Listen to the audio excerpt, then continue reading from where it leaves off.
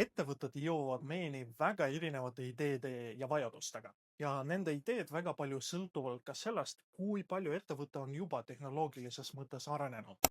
Aga kindlasti võib tuua kolm kohta, kolm spetsiifilist teemat, mis esinevad kõige rohkem.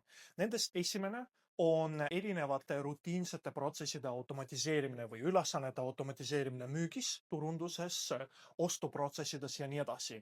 Erinevad kohad, kus on vaja valmistada näiteks päringuid tüüpmallide alusel, tüüpdokumente, saata välja erinevaid kirju või töödelda klientide päringuid, need on need väiksed kohad, kus tehisintellekt on võimeline väärtust tuua ja kus ettevõtted aktiivselt seda rakendavad.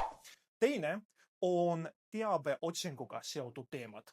Väga tihti töötajatel on vaja otsida infot ja vastuseid erinevatest sisedokumentidest, poliitikatest, toodete ja teenuste kirjeldustest. Ettevõtted väga aktiivselt eksperimenteerivad ja rakendavad tehisintellekti selleks, et töötaja saaks vajalikku infot ja vastuseid kiiremini ja läbi seda ka protsessi efektiivsus kasvaks. Ja kolmas koht on igasugused protsessi osad, mis on seotud suhtlusega. Ehk siis kommunikatsioon klientidega, kommunikatsioon tarnijatega, ka ettevõtte sisene suhtlus. Need kohad, kus on vaja töödelda sissetulevaid päringuid või kirju, kirjutada vastuseid, on kohad, kus ettevõtted väga aktiivselt katsetavad tehisintellekti rakendamist.